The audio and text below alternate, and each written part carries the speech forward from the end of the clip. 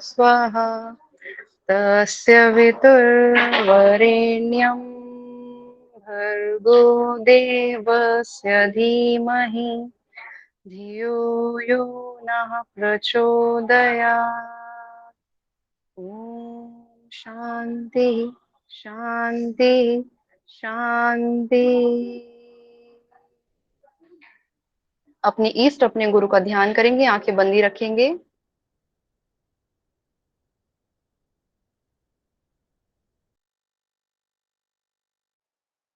अपने शरीर अपने मन में होने वाली हलचल को देख जाएंगे।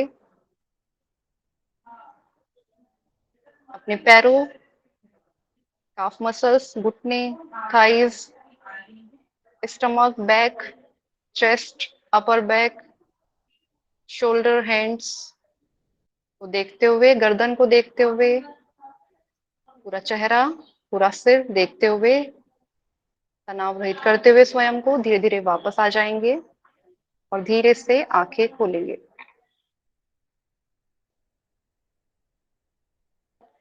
आप सभी को आज की ये पिक्चर एक दिखाई दे रही होगी। इसमें नीचे की तरफ आप देखेंगे 4 पिक्चर्स आपको दिख रही हैं। हमारा टॉपिक आज का है स्ट्रेस, एंजाइटी एंड डिप्रेशन। अभी अभी आपको एक छोटा सा अभ्यास कराया कि आपने अपने पाँव से लेकर सिर तक अपने शरीर को देखा। इस देखने में ही कितने लोगों के मन में चल रहा होगा कि आसपास से कोई अलग आवाज आ रही है, कहीं खुद के घर में कुछ कोई आवाज आ रही होगी, कोई शोर या कुछ भी। तो आप कंसंट्रेट कर पा रहे होंगे या नहीं कर पा रहे होंगे। कुछ को ऐसा होगा कि वो इतने छोटे से अभ्यास में भी अपने आप को देख गए होंगे एक ही बार में। तो शरीर में होने वाली हलचल, मन में होने वाली हलचल कैसे एक दूसरे से जुड़ी हुई है, कैसे व्यवहार में परिवर्तन लाती है, आज हम उसी के बारे में अध्ययन करेंगे। सबसे पहले पिक्चर में आपको दिख रहा होगा स्ट्रेस, उसमें लिखा है नीचे करियर है, फाइनेंस प्रॉब्लम्स है, हेल्थ, एफर्ट्स, डेब्ट्स। डेब्ट्स का मतलब कि आपके जो जो हमारे ऋण होते हैं। कभी कोई व्यक्ति किसी का ऋणी हो जाता है तो कितने तनाव में आ जाता है कि अब इस ऋण को चुकाना है। ऋण लेना तो आसान है, आज के डेट में तो खैर वो भी आसान नहीं है। कभी बैंक में आप जाओ तो उसके लिए भी बहुत लंबी लाइन, बहुत दिनों का स्ट्रगल होता है। पर वो ले लिया तो फिर उसे चुकाना, वो एक महाभारत जीवन की शुरू हो जाती है। तो ऐसी ऐसी बहुत सारी चीजें जो व्यक्ति को तनाव में पहुंचा देती है। फिर एक प्रॉब्लम, जो दूसरी फोटो आपको दिख रही है उसमें एक बच्ची है जो बहुत अपने फेस को कॉन्ट्रैक्ट किए हुए है, वो परेशान दिख रही है, उलझनों में दिख रही है। तो एंजाइटी यानी कि चिंता कि क्या होगा, कैसे होगा, कैसे चीजें ठीक होंगी, या ये प्रॉब्लम आ ही क्यों रही है, क्यों चीजें रिजॉल्व नहीं हो रही है। उसके बाद आपको 2 पिक्चर्स दिखाई दे रही होंगी जिसमें थोड़ा सा ब्लैक एंड व्हाइट है। वो इंडिकेट कर रही है डिप्रेशन को। डिप्रेशन का जैसे अभी 2-3 क्लासेस में भी मैंने आपको वर्ड यूज किया था कि डिप्रेशन यानी कि अंधकार की तरफ व्यक्ति जाने की कोशिश करता है, अंधकार को ढूंढता है और सुसाइडल टेंडेंसी उस व्यक्ति में डेवलप होने लगती है। वो शोर मचाना चाहता है, चिल्लाना चाहता है, अपनी बातों को उजागर करना चाहता है, पर वो मन के अंदर और मुंह के अंदर ही रह जाती हैं चीजें। यहाँ एक फोटो दिख रही है कि एक मुंह के अंदर एक और, मुंह उसके अंदर एक और, एक और, एक और। वो जो शब्द हैं, जो जज्बात है, वो बाहर नहीं आते, वो अंदर ही अंदर घुन की तरह खाए जाता है, खोखला बना देता है शरीर को। ऐसी ऐसी चीजें या ऐसे जो विचार हैं वो डिप्रेशन को इंडिकेट करते हैं। पर हमारे पास क्योंकि योग है, नेचुरोपैथी भी है, तो हम लोगों की मदद भी कर सकते हैं, अपनी स्वयं की मदद भी कर सकते हैं अपने आप को तनाव से बाहर निकालने के लिए। तो सबसे पहले हम पढ़ेंगे, जानेंगे स्ट्रेस के बारे में। स्ट्रेस डब्ल्यूएचओ के अनुसार जो डेफिनेशन है, जो उन्होंने बताया कि स्ट्रेस क्या है। Stress can be defined as a state of worry और मेंटल टेंशन, यानी कि मन में कोई ऐसी स्थिति आ जाना जहां पर एक परेशानी उत्पन्न हो रही है, जहां सिचुएशंस जो है वो मुश्किल लग रही है, यानी कि caused by a difficult situation. Situation, सामान्य सिचुएशन भी अगर स्ट्रेस्ड व्यक्ति है तो उसे वो भी डिफिकल्ट लगने लगती है, और जो डिफिकल्ट है वो तो खैर उसके लिए पहाड़ हो जाएगा, दुख होगा। Stress is a natural human response that promotes us to address challenges and threats in our lives. अब यहाँ ये भी लिखा है कि तो नेचुरल ह्यूमन टेंडेंसी है कि सामने से शेर आया तो एकदम से व्यक्ति हो जाएगा ना, सुन्न पड़ जाएगा। क्या करूं, भागू, रुकूं, कहाँ जाऊं, ये भूखा होगा तो खा जाएगा, भागे तो भी भागेगा ही पीछे, रुकेंगे तो अगर भूखा हुआ तो भी खा जाएगा। मतलब सारी कि क्या होगा, ये सिचुएशन ऐसे आगे क्या करे, भागा जाए, रुका जाए। जैसे बॉडी से एक हार्मोन निकलता है, उसको बोलते हैं एड्रिनल ग्लैंड से हार्मोन निकलता है, फाइट एंड फ्लाइट के लिए रिस्पॉन्सिबल होता है वो, एड्रिनल, नॉन एड्रिनलिन ऐसे करके। तो अब वो वाली सिचुएशन आती है, तो जो स्ट्रेस आता है वो ऐसा नहीं है कि वो हमेशा बुरा होता है, वो हमें हमारे ही चैलेंजेस से, हमारे अंदर जो सोई हुई शक्तियां हैं ना, उन्हीं को जगाने में भी वो हेल्पफुल है। जो जिंदगी में थ्रेट्स आते हैं, थ्रेट्स, जैसे थ्रेट्स का एक मीनिंग होता है धमकी देना, हमें थ्रेटनिंग, थ्रेट्स आए थे, धमकियां दी किसी ने, तुम्हें जान से मार देंगे या तुम्हारे बच्चे को किडनैप कर लेंगे, कुछ भी। इस तरह के थ्रेट्स तो बाहरी बाहरी तौर पर है, पर भीतर के जो थ्रेट्स होते हैं, जो भीतर ही भीतर हमारे खुद के अंदर चल रहे होते हैं, अब हम कैसे इस सिचुएशन को फेस करेंगे, हमने कुछ गलत किया या सामने वाले ने गलत किया, तो हम उस गलत करने वाले को कैसे फेस करें, क्योंकि हमारे अंदर पावर नहीं है, हम कमजोर हैं, तो हम कैसे फेस करेंगे। तो वो चीजें, यानी अब हमें अपनी कमजोरी पता चली तो हम अपने आप को पावरफुल बनाने की कोशिश भी करेंगे। उस थ्रेट की वजह से हम कहीं ना कहीं अपने अंदर की चीजों को जानेंगे, शक्तियों को उजागर करेंगे, तो ऐसा। तो यानी कि वो वरी या मेंटल टेंशन, जो सिचुएशन, डिफिकल्ट सिचुएशन को देख करके अराइज होती है, उसको क्या कहते हैं, स्ट्रेस। स्ट्रेस अफेक्ट क्या करता है और किसको अफेक्ट करता है? स्ट्रेस यानी कि तनाव, तनाव जो है वो इफेक्ट करता है मन को भी और शरीर को भी, तन और मन दोनों। अभी तक आपने साइकोसोमेटिक वर्ड मेरे मुंह से 2-3 बार सुन लिया होगा। ठीक है, तो यानी कि जो मन पर है वही तन पर जाएगा, जो तन पर है वो मन पर, मन को भी हावी करेगा ही करेगा। तो स्ट्रेस यानी तनाव मन और तन, मन और शरीर दोनों को ही प्रभावित करता है। A little bit of stress is good and can help us perform daily activities। यानी कि अगर किसी व्यक्ति को तनाव ही नहीं है, तो वो बहुत रिलैक्स्ड रहेगा। रिलैक्स्ड रहने की वजह से क्या हो सकता है कि वो लापरवाह होता चला जाए। जैसे कि ऑफिस जाने के एक टाइम है, फिक्स टाइम है, मान लीजिए कि किसी को बोल दे कि तुम्हारा जब मन करे तुम तब ऑफिस आओ और जब मन करे तुम जाओ, तो व्यक्ति क्या होगा, वो लापरवाह होगा। क्या वो अच्छे से परफॉर्म कर पाएगा? क्या वो अपने ऑफिस में ऑफिस एक्टिविटीज को अच्छे से कर पाएगा? नहीं कर पाएगा। कोई बहुत ईमानदार है तो वो क्या करेगा ना, वो अपना एक रूटीन बनाएगा कि 8 घंटे काम करने हैं, तो भले ही मैं 9 बजे आऊँ, 12 बजे आऊँ, पर 12 बजे आया तो मैं 8 बजे तक रुकूंगा, 9 बजे तक आया तो मैं 5 या 6 बजे तक रुक के ऑफिस में जाऊंगा, या मैं रात के 10 बजे आया तो मैं सुबह 5 बजे वापस घर जाऊंगा। तो वो इस तरह से, अगर वो ईमानदार है, लेकिन क्या, अगर वो रूटीन नहीं है, डिस्टर्ब्ड है, वो ईमानदार नहीं है, वो उसके मन में भाव ऐसे हैं कि वो कामचोरी हो जाती है, वो चाहे या ना चाहे, लेकिन वो लेजी हो जाता है, आलसी हो जाता है, तो वो क्या करेगा, वो उसके पास स्ट्रेस नहीं है तो वो टाइम से कभी आएगा नहीं, उसका जब मन करेगा वो 2 घंटे में ऑफिस का काम जितना करना करेगा, वो चला जाएगा। तो यहाँ पे स्ट्रेस क्यों हेल्पफुल है? स्ट्रेस जैसे सुबह उठने का एक स्ट्रेस, एक मोटो हमारे सामने कि हमें 9 बजे ऑफिस के लिए निकलना है, तो हमें तैयार होना होगा, ब्रेकफास्ट करना होगा, अगर मेडिटेट कोई करता है या योग की प्रैक्टिस कोई करता है वो भी करनी होगी। ये सब करने के बाद ही ऑफिस जाना, वही मेरे लिए अच्छा, वरना पूरे दिन दिक्कतें सामने आएंगी। तो ये जो स्ट्रेस था उसने क्या किया, उसको मोटिवेट किया उठने के लिए, जागने के लिए, सजग होने के लिए। तो यहाँ हमारी डेली एक्टिविटीज के लिए वो जो छोटा सा एक स्ट्रेस का स्तर होता है वो अच्छा होता है। पर अब यही अगर आगे बढ़ जाए और खतरनाक हो जाए तो क्या हो जाएगा, यही हमारी प्रॉब्लम्स में, बीमारियों में बदलना शुरू हो जाएगा। Too much stress can cause physical and mental health problems. अब जो अगर स्ट्रेस ने उसने अपना रूप ले लिया और बड़ा रूप ले लिया और बदल लिया अपना रूप, यानी नेगेटिव वे में जाने लगा, तो क्या होगा, अब यही छोटा सा स्ट्रेस, यानी कि ऑफिस जाना है, उठना है, उठना है, उठना है, नींद पूरी नहीं हुई, रात भर नींद ही नहीं आई कि सुबह जल्दी उठ करके ऑफिस जाना है। कितनी बार आपके साथ या किसी के साथ घर में ऐसा कभी हुआ होगा, या आपके जान पहचान में, कि कहीं किसी को फ्लाइट लेनी है, ट्रेन लेनी है, बस लेनी है, कहीं सुबह बहुत जल्दी उठ के जाना है, वो व्यक्ति उठता है 9 बजे, अब उसे उठना है 4 बजे उस दिन, तो उसको रात भर भी इस बात का वो रहेगा कि सुबह जल्दी उठना है, सुबह जल्दी उठना है, उस चक्कर में वो रात भर सपने में भी सुबह जल्दी उठना है, अलार्म क्लॉक लेट हो गया, ये सब देखते रहेंगे, और सुबह उठने के समय पर वो उठ भी जाएंगे, लेकिन ये कि वो बहुत स्ट्रेस्ड कंडीशन में उठेंगे, तो उनकी जो जर्नी, बहुत जो पीसफुल हैप्पी जर्नी हो सकती थी, वो भी डिस्टर्ब हो जाए, क्योंकि स्टमक क्लीन नहीं हुआ होगा, नींद पूरी नहीं हुई होगी, तो कॉन्स्टिपेटेड प्रॉब्लम रहेगी, मोशन, अब कई रास्ते में उनको टॉयलेट्स वगैरह मिले ना मिले, कितने सारे इश्यूज है वो दिमाग में, वो सब चीजें भी उनको चलती रहेंगी। तो ये सारी जो कॉजेज हैं ये स्ट्रेस को बढ़ाने वाले होते हैं और वो इफेक्ट डालते हैं हेल्थ प्रॉब्लम्स को।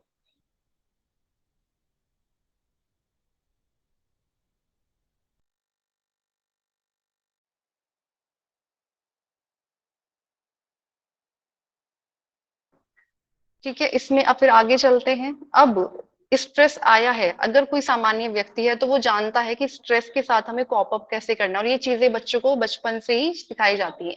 यानी कि जो बच्चों को, मान लीजिए वो टॉफी चॉकलेट मांग रहे हैं और तंग कर रहे हैं, एक बार चलो दे दिया, अगले दिन वो फिर वही चीज करता है, वो उसके लिए अच्छी नहीं है, उसके दांतों के लिए, तो वहां पे हम उसे मना करेंगे तो वो रोएगा, स्ट्रेस में आएगा ये।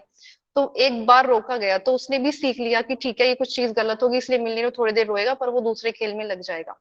अब एक तो ये हो गया कि हमने उसे बचाने के लिए कुछ किया, अगले दिन वो बच्चा फिर से टॉफी चॉकलेट मांगता है, अब हमने उसे दे दिया कि चलो ठीक है दे देते हैं, रो रहा है तंग कर रहा है, पर क्या हुआ वो उसके लिए हार्मफुल हो गया, उसके दांत में दर्द हो गया, वो दांत में परेशानी आई है। तो यहाँ हम क्या कर रहे हैं, हम बच्चे को स्ट्रेस से कॉप अप करना नहीं सिखा रहे थे, हम उसको कमजोर बना रहे थे कहीं ना कहीं। क्योंकि छोटे छोटे बच्चों की अगर हम गलत आदतों या गलत बातों को भी मान लेते हैं तो उन्हें लगता है कि मेरी हर बात मानी जाएगी। और जब बड़े होने के बाद उनके साथ कोई ऐसी सिचुएशन या ऐसी घटना होती है जहां उनके अगेंस्ट चीजें जाती हैं, जहां उनकी बातें मानी नहीं जाती, तो वहां वो क्या हो जाते हैं, वो स्ट्रेस्ड में आते हैं, क्योंकि उन्हें यही नहीं पता कि मेरी अगर बात नहीं मानी जाएगी तो मुझे रिएक्ट कैसे करना है, तो मुझे अपने इमोशंस को कैसे कंट्रोल करना है, तो मुझे कैसे समझना है कि सामने वाला भी सही हो सकता है। तो ये सारी चीजें जो लर्निंग है ये बचपन से ही जाती है। हमारे घर के माहौल, हमारे आसपास का चीजें, ये सब भी चीजें हमें सिखाती है कि स्ट्रेस से कॉप अप कैसे किया जाता है। कितनी बार बच्चे अपने माता पिता को देखकर सीखते हैं कि अगर ये वाली कंडीशन आई, मान लीजिए घर में कोई चीज ही कम थी, वो बनी कम है, तो क्या होगा कि हम उसको इक्वली सबके साथ शेयर करके खाने की कोशिश करेंगे, अपने पास अगर एक्स्ट्रा है तो दूसरे के साथ उसे शेयर करके, यानी उसको भी कम ना पड़े, इसी खाने की कोशिश करेंगे। पर अगर वो बच्चे ने कभी ये सीखा ही नहीं तो वो क्या करेगा, वो खुद तो ले लेगा, या अगर उसकी प्लेट में वो चीज कम आई है तो वो उस चीज का भी एक इशू बनाएगा कि मैं मुझे कम क्यों दिया। वो ये समझने की कोशिश नहीं करेगा कि घर में वो चीज ही कम थी, तो उसको एक अच्छे तरीके से यूटिलाइज किया जाए या इक्वली उसको शेयर किया जाए सबके साथ, सोच समझने के साथ साथ। तो ये सारी चीजें पूरे के पूरे एक बिहेवियर को चेंज कर देती हैं। अब देखते हैं साइन ऑफ स्ट्रेस क्या है। जो स्ट्रेस की हालत होती है उस समय पर व्यक्ति आराम से नहीं बैठ पाता, उसके लिए आराम यानी विश्राम करना थोड़ा मुश्किल होता है, डिफिकल्ट होता है। जो इमोशंस के रेंज है, यानी कि जो इमोशंस आ जा रहे हैं ऊपर नीचे हो रहे हैं, यानी गुस्सा कभी, कभी भय, कभी कोई भी चिंता, ये जो इमोशंस हैं यानी एंजाइटी एंड इरिटेबिलिटी, तो स्ट्रेस के समय पे वो अपीयर होती हैं। तो कभी कोई व्यक्ति अगर ऐसा बिहेवियर करता है तो हमें समझना चाहिए, हमें भी उसके साथ उसका हिस्सा नहीं बनना चाहिए उस स्ट्रेस का। हमें समझना चाहिए कि ये स्ट्रेस में है तो हम इसे थोड़ा सा रिलैक्स करने दें, अपने हिसाब से कॉप अप करने दें, नहीं कर पाता तो मदद करें।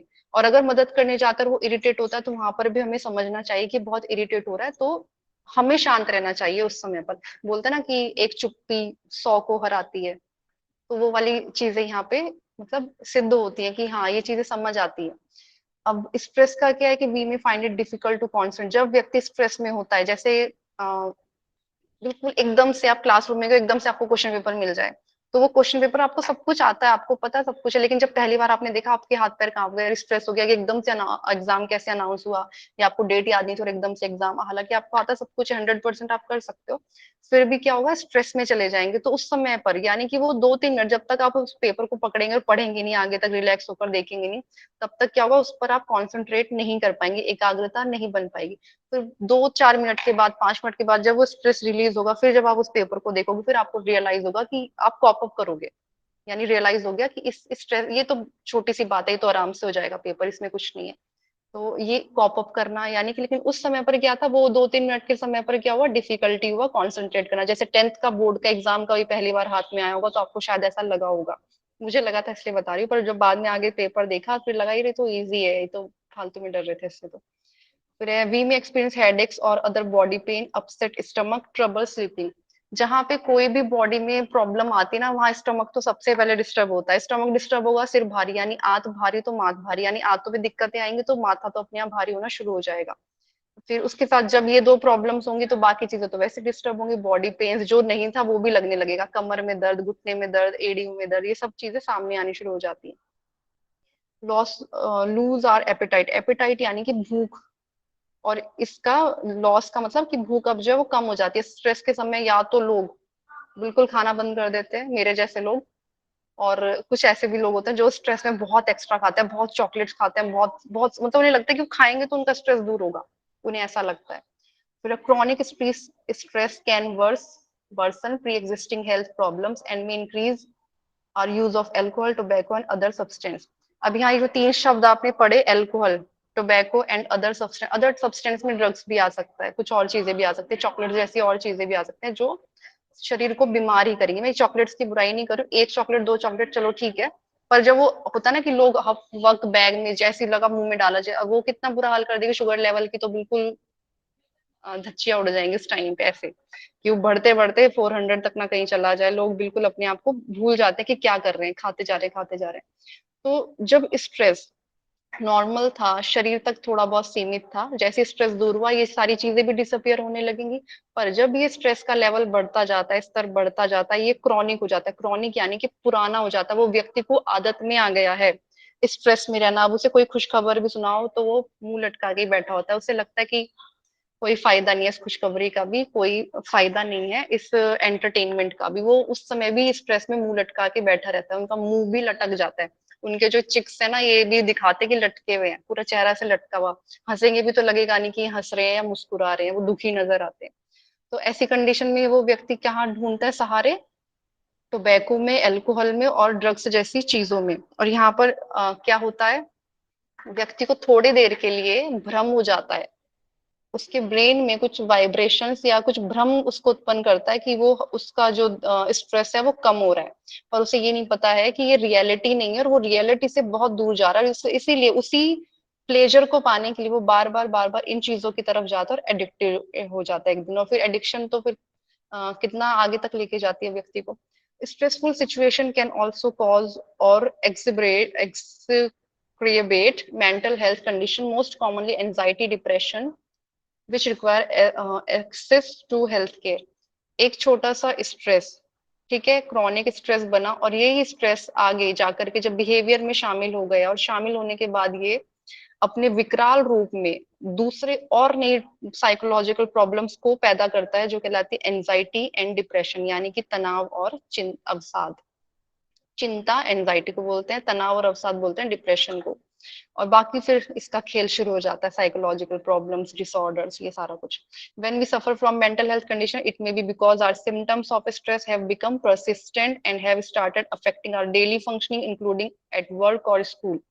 यानी कि जो व्यक्ति स्ट्रेस में है, डेफिनेटली उसके बाकी के जितने भी काम वो कर रहा है वो सारे के सारे इफेक्ट होंगे ही होंगे। या तो वो लेट है, या वो परेशान है, या उसे चीजें समझ नहीं आ रही है, कॉन्सेंट्रेट नहीं कर पा रहा, शरीर थका हुआ है, तनाव में है, नींद आ रही है, सोना चाहता है, जब सोने जा रहे तो वो नींद नहीं आ रही है। ये सारी चीजें अपीयर होने लगती हैं। अब क्या स्ट्रेस नेचुरल है या नहीं? तो जो स्ट्रेस है वो बिल्कुल नेचुरल है, उसमें कुछ भी ऐसा नहीं है, या कोई भी व्यक्ति इस दुनिया में नहीं है ऐसा जिसे स्ट्रेस ना होता हो। पर डिपेंड करता है कि हमारा माइंडसेट छोटे से छोटे और बड़े से बड़े स्ट्रेस को झेलने के लिए तैयार है या नहीं है। तो ये पता चलता है। तो स्ट्रेस का जो प्रोसेस है वो बॉडी में बनाया ही इसलिए गया है कि वो नेचुरल है, वो नॉर्मल है। क्योंकि देखो, जैसे स्ट्रेस की कंडीशन दिखती है या कोई भी स्ट्रेसफुल बात सुन ले तो कुछ लोगों को मोशन की फीलिंग आ जाती है। कुछ टॉयलेट्स ढूंढते हैं, बाथरूम जाना है, बाथरूम, वो ऐसे कभी किसी को कोई घर से बाहर नहीं निकलता, अचानक से बोलो कि हमें जर्नी करनी है तो वो तैयार होकर खूब खुश होकर खड़ा होगा, लेकिन जैसे ही बिल्कुल दरवाजे से बाहर निकलने का समय आएगा उस व्यक्ति को स्ट्रेस होगा और वो सबसे पहले मोशन के लिए टॉयलेट से बाथरूम की तरफ भागते हैं घर से निकलने के लिए। तो ये स्ट्रेस है, ठीक है, क्योंकि वो जैसी मोशन क्लियर अपना क्लियर करके आएंगे तो वो रिलैक्स्ड हो गए, यानी स्ट्रेस से बाहर आ गए। अब वो और बिल्कुल रिलैक्स्ड माइंड से निकलेंगे, चलो मुझे टॉयलेट्स और वॉशरूम ढूंढने की जरूरत है, हम घर से फ्री होके निकल रहे हैं। ऐसे कुछ बच्चों को स्कूल जाने के समय वो रोते हैं, वो स्ट्रेस में होते हैं कि जाना नहीं है, जाना नहीं है। लेकिन जब जैसे उन्हें घर से बाहर निकाला, उन्हें बताया कि देखो जैसे ही आप घर से बाहर निकलोगे, कदम रखोगे, वो दूर हो जाएगा। तो वो हम उन्हें सिखा रहे होते हैं, क्योंकि छोटे छोटे से स्ट्रेस बच्चों को तैयार करते हैं भविष्य की बड़े बड़े चैलेंजेस को फेस करने के लिए। जॉब इंटरव्यू के समय हालत कैसी होती है, बाहर जब तक बैठा होता है व्यक्ति वो कांप रहा होता है, वो सोच रहा होता है, वो 10 लोगों से बात करके जानना चाहता है अंदर क्या होगा, कैसे होगा, कैसे वो जानना चाहता है। पर जैसे ही वो उस इंटरव्यू की जगह पे पहुंचे और उस चेयर पर जाकर बैठे, तो आपने भी पाया होगा कि जो सामने व्यक्ति बैठा वो भी आप ही की तरह, वो कोई अलग से बहुत स्पेशल नहीं है, उसके पास भी वही शरीर है जैसा शरीर आपके पास है। तो वहां पे वो स्ट्रेस रिलीज हो जाता है। पर वो स्ट्रेस की वजह से क्या होता है ना, कि हम जॉब के उस इंटरव्यू की तैयारी करते हैं कि कहीं उसने ये तो नहीं पूछ लिया, कहीं ये टेक्स्ट तो नहीं पूछ लिया, इस बुक से तो कुछ नहीं आ जाएगा।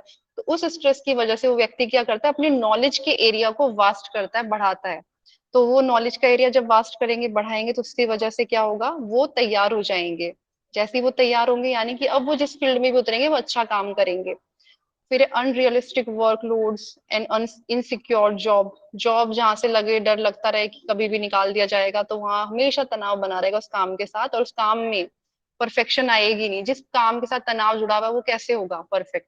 तो ये इनसिक्योरिटी जब व्यक्ति के अंदर रहती है ना, कि जॉब छूट जाएगी, चली जाएगी अगर मैंने एक भी गलती करी, उस चक्कर में 10 गलतियां हो जाती हैं। फिर वो जॉब जानी है नहीं जानी पता नहीं, लेकिन प्रमोशन तो रुक ही जाते हैं उस चक्कर में। अनरियलिस्टिक वर्कलोड्स का मतलब होता है कि हम इमेजिन कर रहे हैं कि सारे घर का बोझ हम उठा रहे हैं। एक्चुअल में ऐसा नहीं होता है, घर का बोझ जो है वो सब मिलके उठा रहे होते हैं, क्योंकि आप बाहर निकल के आप सिर्फ पैसा ही कमा रहे हो। आप घर पे रुक करके, कोई व्यक्ति अगर मान लीजिए बाहर निकल के पैसा कमा रहा है, तो ऐसा नहीं है कि वो घर के अंदर की सफाई भी कर रहा है, वो घर के अंदर खाना भी बना रहा है, वो बच्चों को और घर के बुजुर्गों को भी देख रहा है। इस हिसाब से ही देखा जाए तो वो इक्वली सब शेयर कर रहे हैं। जो बुजुर्ग हैं उन्हें ऐसा नहीं है कि वो खाली बैठ के खा रहे हैं, वो बुजुर्ग भी उस घर के बच्चों को देख रहे हैं। जो घर के अंदर और लोग हैं वो उनको प्रोटेक्ट कर रहे हैं। कोई आके उन्हें बाहर से कुछ बोलने की हिम्मत नहीं कर सकता जब तक उस घर में बुजुर्ग बैठे हुए हैं। जैसे कोई बहू है कोई, तो बाहर से आके कोई उसके साथ आके कोई मिसबिहेव नहीं कर सकता जब तक उस घर के बुजुर्ग वहां होते हैं। तो ये सारी चीजें सबको लगता है कि हम ही सब कुछ कर रहे हैं, हम ही करता धरता है, हम ही पैसे ला के दे रहे हैं। नहीं, सब अपना अपना रोल प्ले करते हैं, लेकिन हम खुद पे अपना या अहंकार कह लीजिए या फिर कुछ भी कह लीजिए कि मेरी वजह से ये घर चल रहा है, जो अपना अहम भाव है हम उसको ज्यादा पुष्ट करते हैं। ऐसा नहीं है, क्योंकि जब हम नहीं रहेंगे इस दुनिया में, ये दुनिया तब भी चलेगी। हम जब नहीं थे इस दुनिया में, दुनिया तब भी चल रही थी। हम इस दुनिया में अभी हैं, ये दुनिया तब भी चल रही है। तो ये हमारा खुद का अपने ऊपर डाला हुआ लोड है, हमारे खुद के मन पर डाला हुआ एक वजन है, भारीपन है, जो हम खुद ही ढो रहे हैं। बाकी इस दुनिया को उस बात से कोई फर्क भी नहीं पड़ रहा है। क्योंकि आज भले हमसे एक्सपेक्टेशंस रखी जा रही हैं कि कोई हमें खाना, कि हम उन्हें खाना सब परोसें या उन्हें पैसे दें या उनको डॉक्टर्स के पास ले जाएं या पढ़ाई कराएं, कुछ भी। हम नहीं होंगे तो वो लोग खुद भी सक्षम होंगे इस काम को करने में। तो हमें अपने आप को फ्री छोड़ देना चाहिए, और जो हमें जॉब टास्क मिले उन पर हमें फोकस करना चाहिए। अगर हम ऑफिस में, तो हमारा काम है ऑफिस में ही ईमानदारी से लगे रहना, हम पूरी ईमानदारी के साथ, पूरी सच्चाई के साथ। घर पर हैं तो हमें ऑफिस को दिमाग से निकाल देना चाहिए, उस समय हमें घर पे रहना चाहिए। तो अननेसेसरी वर्कलोड्स को हमें नहीं लेना चाहिए अपने दिमाग के ऊपर। पर इन सब चीजों को ले लिया जाए तो यही तनाव बनते बनते डिप्रेशन तक पहुंचाता है व्यक्तियों को। फिर यहाँ कन्फ्लिक्ट्स होते हैं फैमिली, फ्रेंड्स और कलीग्स के साथ, तो स्ट्रेस पैदा होता है। और कन्फ्लिक्ट्स होते हैं तो कई बार हमें उन लोगों की, भाई वो हमारे बारे में क्या गलत धारणा बना रहे थे, या हम क्या गलत धारणा बना के बैठे थे, या हम उनको इग्नोर कर रहे थे, तो वो चीजों से हम अवेयर होते हैं। तो ये चीजें भी गलत नहीं होती। स्ट्रेस हमेशा बुरा नहीं होता। स्ट्रेस हमेशा हमें बताने के लिए आता है कि हम कहाँ कमी कर रहे हैं, कहाँ हमें और वर्क करने की जरूरत है, कहाँ हमें अभी और पॉजिटिव होने की जरूरत है, कहाँ हमें अपने कंफर्ट जोन से बाहर आने की जरूरत है, इमोशनली भी, फिजिकली भी एंड मेंटली भी। स्ट्रेस में कंडीशंस क्यों आती है? कुछ इकोनॉमिक क्राइसिस, कुछ लोगों के साथ, जब जैसे कोविड के टाइम बहुत लोगों की नौकरी चली गई थी, तो वो तनाव में थे, उनकी बहुत बुरी कंडीशन थी। कुछ जब दिल टूटने वाली कुछ घटनाएं हो जाएं, वो चाहे यंग एज की हो, टीनेजहुड की हो, या ऐसा नहीं कि दिल यंग एज के लोगों का ही टूटता है। कुछ बड़े बुजुर्गों का दिल उनके बच्चे दुखा देते हैं, बच्चों का दिल उनके माता पिता दुखा देते हैं। ये कंडीशंस भी हैं। नेचुरल डिजास्टर, किसी के घर में बाढ़ ही आ जाए, घर, वो किसान है, किसान के घर बहुत अनाज रखा है, वो बेचना था उसे, बाढ़ आ जाए तो स्ट्रेस में आ ही जाएगा, नेचुरल है। कहीं पर जंग छिड़ जाए, वॉर हो, कम्युनिटी वायलेंस, हिंदू मुस्लिम झगड़ा, आपको पता ही है कितना तनाव उत्पन्न करता है समाज में। हमारे घर में वो झगड़ा नहीं हो रहा होता, लेकिन तनाव में हम भी बैठे होते हैं, एक दूसरे धर्म के धर्म नहीं, सॉरी, संप्रदाय के प्रति द्वेष की भावना लेकर। उनको तो फर्क पड़ रहा है या नहीं पड़ रहा, लेकिन हमने अपना खुद का मन मलिन कर दिया। ये भी नहीं सोचा कि वो तो बीमार है, अगर कोई गलत कर रहा है वाकई, तो वो मानसिक तौर पर बीमार है, तो बीमार के साथ कैसा व्यवहार किया जाता है? मैत्री और करुणा का। उनके साथ द्वेष नहीं किया जाता। तो वहां हमें मैत्री करुणा डेवलप करनी चाहिए, और अपने आप को स्ट्रांग बनाना चाहिए कि अगर कोई आगे हमारे साथ गलत करता है, तो हमें अपने आप को, उनको स्टॉप करने के लिए तैयार रहना चाहिए। ऐसा नहीं कि कोई आके ना हमें उंगली उठा दे तो हम खड़े देखें, ऐसा भी नहीं। जो अधर्म करे उसे रोकने की क्षमता हमें होनी चाहिए, हमारे अंदर धर्म इतना पुष्ट होना चाहिए। स्ट्रेस दो प्रकार का, eustress and distress. Eustress को बोलते हैं पॉजिटिव स्ट्रेस, यानी कि वो कि एग्जाम आया तो स्ट्रेस आया। अब एग्जाम आया तो क्या स्ट्रेस हुआ तो हम पढ़ने बैठे, अरे उस दिन एग्जाम है तो पढ़ लें, आज पढ़ लें, उस दिन कर नहीं पाएंगे, तो स्ट्रेस की वजह से व्यक्ति पढ़ने बैठा। और डी स्ट्रेस में क्या होगा? इसमें एक्यूट एंड क्रॉनिक दोनों कंडीशन आ जाती है। यहाँ पर व्यक्ति, ये नेगेटिव पार्ट ऑफ स्ट्रेस है, नेगेटिव रूप है, यानी नकारात्मक रूप है ये तनाव का, कि यहाँ पर व्यक्ति अपने विचारों में नकारात्मकता शुरू कर देता है, अपने मन में द्वेष भरना शुरू कर देता है, अटैचमेंट से वो गिर जाता है, और उसकी जो आसक्ति है, उसकी जो इच्छाएं पूरी नहीं होती, तो वो दुखी होते होते बहुत एक्सट्रीम लेवल तक पहुंच जाता है। एक्यूट में क्या होता है? मोस्ट कॉमन, कि सबके साथ होता है। जैसे अभी ये वाली क्लास थी, अभी कल की बात ले लें, सर ने एकदम से बोल दिया कि कोई भी आकर के कंक्लूड करेगा कि मैम ने क्या बताया, वो स्ट्रेस हो गया। अब आप लोगों ने अपना जो भी नोट किया होगा या जो भी स्क्रीनशॉट्स लिए होंगे, आपने डेफिनेटली उन्हें खंगाला होगा, क्योंकि मुझे पता है किसी ने वो स्क्रीनशॉट पढ़ के ही बोला था, पता चल रहा था एज इट इज। तो कोई किसी ने नोट किया था, किसी ने नोट किया, वो भी बोला था, वो भी पता चल रहा था सुन करके। और किसी ने रैंडम कुछ नोट किया था, वो भी पता चल रहा था। तो वो स्ट्रेस हुआ सबको, अरे मेरा नंबर आ गया, मेरा नाम ले दिया। तो मैं तो तुरंत आपकी स्लाइड्स आपने शुरू करी होगी देखना, स्क्रीनशॉट्स करे होंगे, अपनी नोटबुक को देखना शुरू किया होगा। तो ये था एक्यूट, कॉमन है कि कभी भी अचानक से कभी भी आएगा, लेकिन आपको पता है इससे कॉप अप कैसे करना है। फिर ये शॉर्ट टर्म के लिए, जैसे ही मतलब आपने अपना बोल दिया, सपोज आप ही का नाम ले लिया, आपने बोल दिया, तो आप स्ट्रेस फ्री हो गए, फिर आपको रिलैक्स लगा, हाँ कि ठीक है स्ट्रेस फ्री हो गए। अब ये कि आता अचानक है, जैसे बताया ना अभी कि अचानक आता। Episodic, recurring to people overloaded with responsibilities and schedules. कुछ लोगों में एक रूटीन बन गया, जैसे हमारे खाने पीने सोने जागने का रूटीन है, तो स्ट्रेस का भी एक रूटीन बन गया। इस समय पे तो स्ट्रेस लेना मतलब मेरे सामने खाना आएगा तो मुझे खाने को देख के स्ट्रेस हो जाना है। मेरे सामने फाइल्स के बर्डन आएंगे तो मुझे स्ट्रेस हो जाना है, उसे देख के स्ट्रेसफुल फीलिंग करनी है, मतलब वो आदत में आ चुका है कि रिस्पॉन्सिबिलिटीज एंड स्केड्यूल्स को देखते कि 10 से 5 जाना ही जाना है, उठना ही उठना है, कब लंच होगा, कब ब्रेक होगा, कब क्या होगा, वो सारा कुछ कि कॉलेज जाना है या ऑफिस जाना है, वो सारा। ठीक है, ये एपिसोडिक हो गया कि ओवरलोडेड है हम, हमारे पास ऑलरेडी इतना काम है, फिर से फाइल्स आ गई, फिर क्या कितना करें हम, कहाँ तक जाएं, सोचने सोचने लगता है व्यक्ति और ज्यादा। फिर है chronic, caused by long term exposures to stressors, यानी कि जैसे इसका एक घरेलू एग्जांपल मैं आपको देती हूँ। जो महिलाएं थोड़ा सा बुजुर्ग हो गई हैं, उनके बच्चे शादी करने के लिए तैयार नहीं हो, तो वो बच्चा रोज उनके सामने आता है, रोज उन्हें दिखता है कि शादी नहीं कर रहा है, वो रोज को बोलेंगे तो शादी नहीं कर रहा, शादी नहीं कर रही है, कर रहा है, कर रही, जो भी कर नहीं रहा है, करना, वो रोज रात को इसी से सोचती है इसकी शादी नहीं हुई, इसका क्या होगा, मेरे मरने के बाद इसका क्या होगा। ठीक है तो एक ही चीज, एक ही एक्सपोजर उनके सामने, एक ही स्ट्रेसर उनका, वो बच्चा, उसकी शादी, उसकी शादी, बच्चा, शादी, बच्चा, वो यही करते रहते हैं। वो स्ट्रेस करते करते बहुत बुरी हालत कर लेते हैं अपनी। शरीर जो है वो घुन की तरह खा, मतलब अंदर से ना घुन है ना, खा जाता है। स्ट्रेस नाम का जो घुन है, ये इस शरीर रूपी गेहूं को खा जाता है, खा खोखला कर देता है अंदर से। वो व्यक्ति बाहर से भले सही दिख रहा हो, लेकिन अंदर से उसकी हालत, उसके चेहरे की हालत अच्छी नहीं होती। टाइप्स ऑफ स्ट्रेस, इमोशनल हो सकता है, फिजिकल हो सकता है, एनवायरमेंटल हो सकता है। इमोशनल कैसे? इमोशनल ऐसे कि मन की चाही नहीं हुई या अनचाही कोई वस्तु मिल गई, ठीक है, इमोशनल हो गई, व्यक्ति दुखी होगा, तनाव में आ जाएगा। फिजिकल, कोई बहुत हैवी प्रैक्टिसेस करनी है, ठीक है, हैवी प्रैक्टिसेस, हमारी लिमिट के बाहर जाके हम हैवी प्रैक्टिस कर रहे हैं। मान लीजिए मैं 10 किलो ही वजन उठा सकती हूँ, मुझे मजबूरन 15 किलो उठाना पड़ रहा है और 2-3 फ्लोर चढ़ना पड़ रहा है, तो ये तनाव आ गया। पीठ में कमर में दर्द है, उसकी वजह से उठ नहीं पा रहे हैं, तकलीफ हो रही है, अब वो शारीरिक तनाव पैदा हो गया, क्योंकि अब अगले दिन 2-4 दिन हम काम ही नहीं कर पा रहे हैं कुछ। फिर एनवायरमेंट पे क्या है? केमिकल्स, केमिकल्स हैं, क्योंकि हम प्रॉपर ऑक्सीजन इनटेक नहीं कर रहे हैं, ऑक्सीजन नहीं जा रही तो प्राण शरीर में नहीं जा रहे हैं, उसकी वजह से क्या होगा? तनाव होगा। Noise, pollen, large crowds, drugs and alcohol, pollution, ये सारे इंग्रेडिएंट्स हैं स्ट्रेस पैदा करने के, ठीक है, सीक्रेट इंग्रेडिएंट्स है जो दिखते नहीं है। इन सब पे नजर रखना बहुत जरूरी है।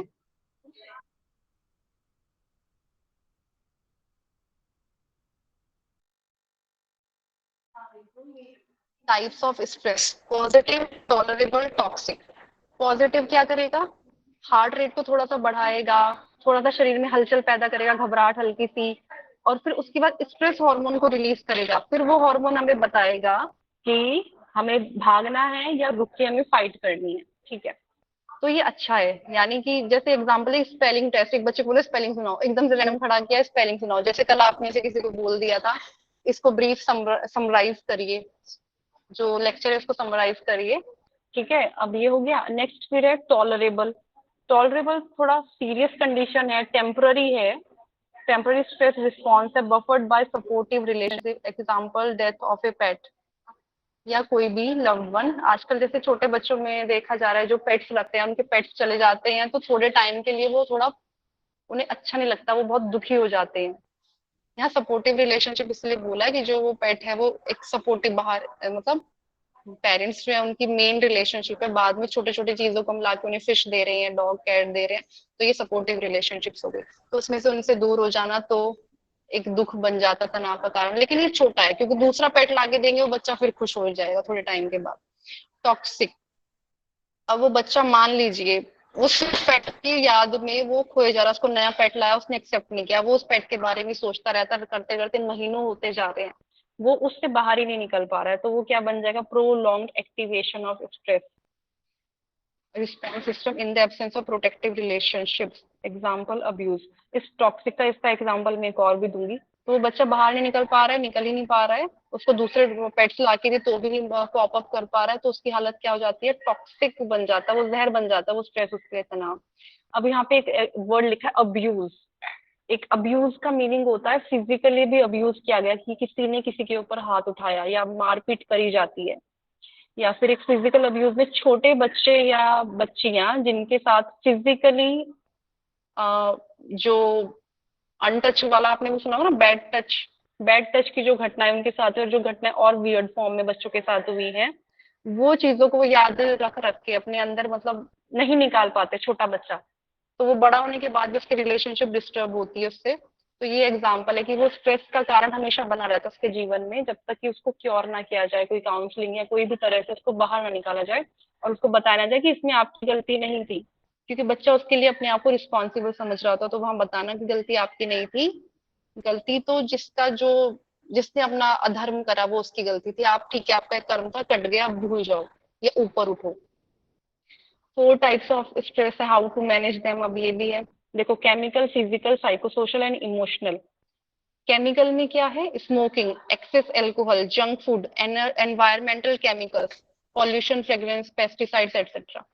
स्मोक, जो लोग कर रहे हैं, धुआं, गंदगी अपने अंदर डाल रहे हैं, प्राणों का कमजोर कर रहे हैं, क्षीण कर रहे हैं। अल्कोहल ज्यादा पी रहे हैं, लीवर को बहुत बुरी तरह से बीमार कर रहे हैं, डैमेज कर रहे हैं, अपने खून को भी सिर्फ नशे वाला वो दे रहे हैं एलिमेंट। जंक फूड खा रहे हैं जिससे स्टमक क्लीन नहीं हो रहा है, बॉडी में टॉक्सिक यानी जहर बनना शुरू हो रहा है। एनवायरमेंट से निकलने वाला जो भी धुआं है, जो भी पॉल्यूशन है, जो फैक्ट्री से निकलने वाले पॉलीगन्स हैं, ये सारी चीजें क्या कर रही हैं, तनाव देती है। व्यक्ति खुश नहीं होता ऐसी जगह जाकर के जहाँ ऐसी स्मेल आ रही हो। कोई व्यक्ति जो बहुत प्योर वेजिटेरियन हो और बहुत अच्छे से माहौल में रहता हो, पूजा पाठ करता हो, हल्के फुल्के से माहौल, खुशनुमा माहौल में रहना पसंद करता हो, अचानक से वो किसी ऐसी जगह चला जाए जहाँ उसे 1-2 घंटा बैठना पड़े, जहाँ अल्कोहल की स्मेल आ रही है, सीडी बिगरेट सॉरी बीड़ी सिगरेट की स्मेल आ रही है, और वो आसपास नशेड़ी लोग घूम रहे हैं, तो उसे कैसा लगेगा, उसका मन अपने आप खराब हो जाएगा, वो अपने आप स्ट्रेस में आ जाएगा। तो और जो लोग ये सब चीजें यूज करते हैं उनका क्या, उन लोगों को क्या प्रैक्टिस कराई जाए, ऐसा तो है नहीं कि हम ही इफेक्ट होंगे, हम ही स्ट्रेस होगा, नहीं, जो लोग इन कंडीशंस में हैं, जो खुद इन सब चीजों से जुड़े हुए हैं,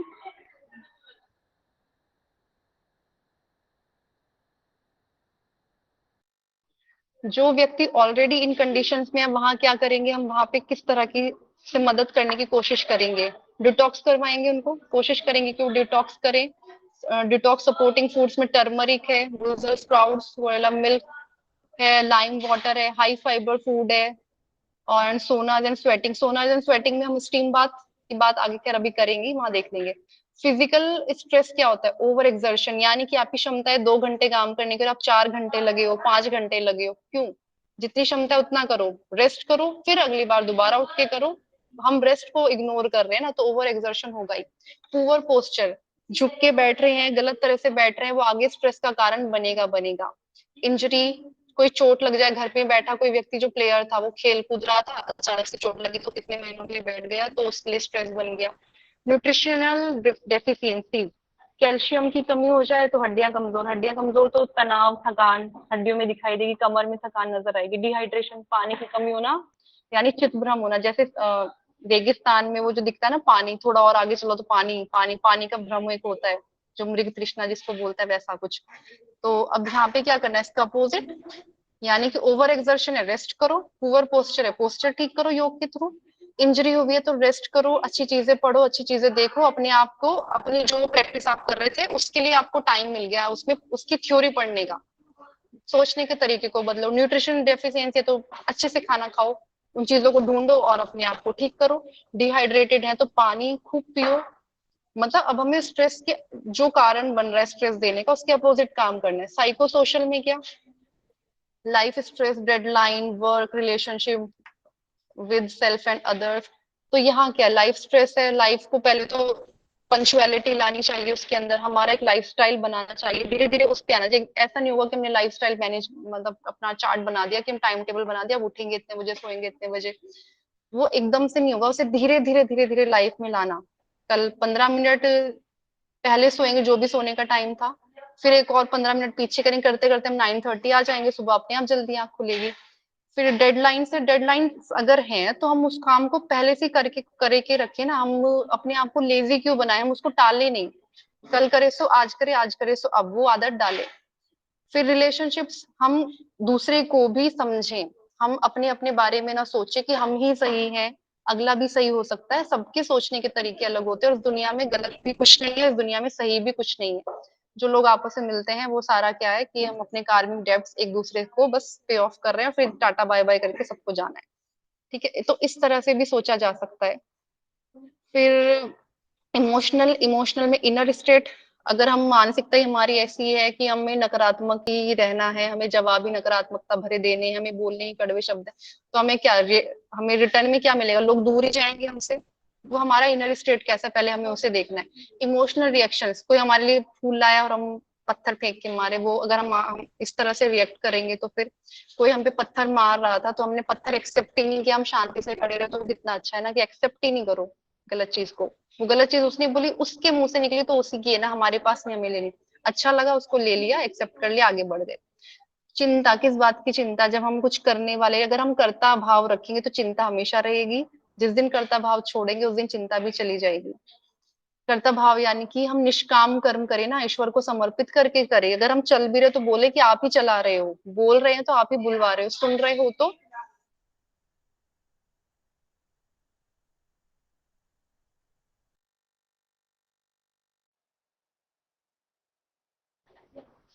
तो इस तरह की बातों का हमें ध्यान रखना। अनहेल्दी अटैचमेंट्स यानी कि राग नहीं करना, प्रेम और राग में अंतर है, उस बात को समझना। प्रेम जो है वो विस्तारित करता है, अगले को भी उड़ने का मौका देता है, अगले के पर नहीं काटता। और राग जो है वो पर काट के हमेशा चिपकाव की बात करता है, तो अगले का पर काटोगे उसे दुख होगा, तकलीफ होगी, तो आप खुद किसी को दुख तकलीफ देके के खुश कैसे रह सकते हो। तो राग और प्रेम का अंतर समझना, फिर आगे बढ़ना। तो वो हम कैसे लाएंगे, हम धन्यवाद करेंगे, हम अप्रिशिएट करेंगे, हम दूसरे को भी ऊपर उठाने की कोशिश करेंगे। अगर हम क्लास फर्स्ट आए हैं तो हम अपने दोस्त को भी फर्स्ट लाने के लिए आने के लिए मोटिवेट करेंगे। हम मॉनिटर बने तो हम कोशिश करेंगे कि हम अगले को भी मॉनिटर बनाए, यानी कि विन विन एटीट्यूड। मैं विनर बनूं और मेरे आसपास के सभी लोग विनर बने, तो जो ये भाव रखेगा वो उनसे पहले विनर बन ही जाएगा, वो और विनर बनेगा, अगर अगेन अपना तरक्की करेगा, अगेन अपने आप को प्रमोट करेगा। एंजाइटी, नेक्स्ट वर्ड है चिंता। एंजाइटी, अभी तक हमने जो पढ़ा वो था स्ट्रेस, तनाव। और तनाव और चिंता में फर्क है। तनाव में व्यक्ति, तनाव की जो कंडीशन है वो दो तरह की थी, पॉजिटिव एंड नेगेटिव। और एंजाइटी में क्या होता है, वो व्यक्ति बस सोचता ही रहता है, घबराता रहता है, वहां पर अटैक, जब वो क्रॉनिक कंडीशन हो जाती है वहां अटैक्स भी आता है, जिसको पैनिक अटैक्स बोलते हैं। तो चिंता के बारे में देख लेते हैं। Anxiety disorders are characterised by excessive fear and worry, यानी कि डर और चिंता का एक मिक्स फॉर्म होता है, वो होता है एंजाइटी। यानी कि कई बार यहाँ डर ज्यादा होता है, कई बार यहाँ पे चिंता ज्यादा दिखाई देती है। और ये सारा दिखाई कहाँ देता है, बिहेवियर में, और बिहेवियर को पूरी तरह क्या कर देता है, डिस्टर्ब। इसके सिम्टम्स जो है, symptoms are severe enough to result in significant distress or significant impairment in functioning। Symptoms में क्या होता है, ये व्यक्ति ऑल टाइम घबराया हुआ कि नहीं नहीं नहीं, यहाँ नहीं जाओ, यहाँ जाने से ये हो जाएगा, यहाँ सांप निकल आएगा, बेड के नीचे जैसे वो सोने जा रहा था अकेले कमरे में, ऐसे एग्जाम्पल के तौर पे, ऐसा नहीं कि इस तरह का एंजाइटी भी होती है। व्यक्ति अपने कमरे में अकेले जाने से डर रहा है कि नहीं बेड के नीचे स्नेक होगा, या छिपकली देख के बहुत तेज डर के चिल्लाएगा, या वो भागेगा। तो वैसे हालांकि छिपकली देख के बहुत लोग, छिपकली, कॉकरोच, बिच्छू, बिच्छू तो कम ही निकलते हैं, बट फिर भी अगर इनको देख ले व्यक्ति तो थोड़ा डर जाता है, घबरा जाता है। और पर ऑल टाइम इसके बारे में ही सोचते रहना, ये नॉर्मल है कि छिपकली, बिच्छू, कॉकरोच देख के डर लगता है, पर हर वक्त यही सोचना कि मेरी कॉपी में खोलूंगा तो उसके अंदर से निकल आएगी, लैपटॉप खोले तो उसके अंदर आसपास कहीं घूम रहा होगा, बेड के नीचे, पैर के पास कोई हल्का सा टच कर दे तो घबरा के कि छिपकली, ऐसे करके ढूंढना शुरू करना। तो ये सारा की बिहेवियरल डिस्टर्बेंसेस वहां पे आ रही है। Different kind of anxiety disorders, जैसे कि जनरलाइज्ड एंजाइटी डिसऑर्डर्स, कैरेक्टर्स में दिखाई दे रहा है कि वो बार बार बहुत चिंता चिंता चिंता किए जा रहे हैं। खाना खाया कि नहीं, खाना खाया कि नहीं, खाया कि नहीं, खाया कि नहीं, खाया कि नहीं, ठीक है। बेड के नीचे कुछ है तो नहीं, बेड बार-बार नीचे झाँक के देखना कुछ है तो नहीं, कुछ है तो नहीं, और डर-डर के देखना हर बार। फिर है पैनिक डिसऑर्डर्स, पैनिक अटैक्स पड़ते हैं तो व्यक्ति यहाँ कई बार बेहोश हो जाता है, बहुत तेज चिल्लाता है, रोता है, चीखता है, वो समझाने पे समझता भी नहीं है। सोशल एंजाइटी डिसऑर्डर्स, व्यक्ति भीड़ में जाने से डरता है कि भीड़ में जाएंगे तो लोग क्या समझेंगे, लोग क्या कहेंगे, डरेंगे वो भीड़ से कि वो खड़े सहम जाएंगे भीड़ देख करके। फिर है सेपरेशन एंजाइटी डिसऑर्डर, किसी व्यक्ति को किसी से दूर होने का एक चिंता, जैसे किसी वाइफ को अपने हस्बैंड से दूर होने की चिंता, वो दिमाग में कि इनसे दूर हो जाऊंगी तो मैं जीऊंगी कैसे, मेरा घर कैसे चलेगा, वो और वो ये एक नॉर्मल है कि ठीक है दूर हो गए दो लोग तो कैसे जिएंगे, 1 महीना 2 महीना 1 साल। पर यहाँ इतना हावी हो जाना कि हर वक्त यही सोचते रहना कि दूर हो जाएंगे तो क्या होगा, इमोशनल बॉन्ड मतलब खुद ही वो इंसान कमजोर कर देता कहीं ना कहीं, क्योंकि अगला भी तो फ्रस्ट्रेट हो जाता है इस तरह से, इस एक बीमार इंसान के साथ रहते रहते। कॉमन सिम्टम्स एंजाइटी के, इरिटेबिलिटी, वो व्यक्ति झल्लाता रहता है, इरिटेट होता है कि कुछ भी देखा उसको नहीं पसंद आता, वो तो दूसरा भी इरिटेट हो जाएगा इतना देख करके। फिर नर्वसनेस यानी कि सहम सा जाना, कुछ काम करते करते परेशान हो जाना कि सही तो किया कि नहीं, मतलब खाना भी खा रहे हैं तो सही से उठा के खा रहे हैं कि लोग क्या देख रहे हैं, लोग सोच तो नहीं रहे हैं कुछ ऐसा। इंसोम्निया, नींद, क्योंकि स्ट्रेस है, चिंता है, नींद नहीं आ रही है, डर लग रहा है तो क्या होगा, नींद वैसे ही नहीं आ वो सॉरी, तनाव है, चिंता भी है, डर लग रहा है तो क्या होगा, इंसोम्निया की प्रॉब्लम होगी, नींद नहीं आएगी, उसकी नींद डिस्टर्ब होनी शुरू हो जाएगी। फिर है मसल्स है, मसल्स में क्योंकि नींद जहाँ नहीं आएगी, जहाँ तनाव होगा ना, तनाव आने पर आप देखोगे मसल्स बहुत थकी थकी, बहुत भारी भारी लगती है। कई बार जब हमें तनाव होता है ना मसल्स में, तो हम क्या करते हैं, अंगड़ाई लेते हैं, हाथों को चटपट ऐसे करते हैं, कुछ ना कुछ करते हैं, तो हम मसल्स का टेंशन को रिलीज करते हैं। तो वहां पे मसल्स में जो स्ट्रेस होता है हम उसको रिलीज करते हैं। तो यहाँ पे जब व्यक्ति एंजाइटी से घिर जाता है, चिंता से घिर जाता है, तो क्या होता है, उसकी मसल्स भी उसको सपोर्ट नहीं करती, वो भी उसके फिजिकल फॉर्म में मसल्स पे इफेक्ट दिखाई देता है। डिफिकल्टी कॉन्सेंट्रेटिंग, एकाग्रता तो डिस्टर्ब हो ही जाएगी, जब डर लग रहा है तो एकाग्रता तो वैसे ही नहीं रहेगी। थकान महसूस होगी, सिर दर्द, वीकनेस, फटीग, कमजोरी, ये सब सिम्टम्स आएंगे। Possible root causes of anxiety, anxiety के रूट कॉज क्या है, अब हम उसको देख सकते हैं। ब्लड शुगर का बढ़ना, यानी कि जो रक्त शर्करा जो हमने पढ़ा था ना, शुगर अभी थोड़े 1-2 दिन पहले ही, तो ब्लड में जैसे शुगर बढ़ती है तो वहाँ बॉडी, मैंने आपको बताया था ना कि जो सेल्स हैं वो कमजोर होते चले जाते हैं, वजन गिरता है, तो ये सब चीजें देख देख करके व्यक्ति तनाव में आता जाता है, वो चिंता होने लगती है उसको कि मैं कमजोर क्यों हो रहा हूँ, मुझे बार बार भूख क्यों लग रही है, बार बार प्यास क्यों लग रही है, बार बार वॉशरूम जाना होता है, वो ट्रेवलिंग करने से झिझकने लगते हैं, वो किसी के घर जाने से परेशान होने लगते हैं कि नहीं हम अपने घर, क्योंकि बार बार यूरिन जाना, बार बार मोशन जाना, तो उन्हें लगता है कि हम किसी और के घर पे जाके बार बार जाएंगे तो वो क्या सोचेंगे या क्या करेंगे।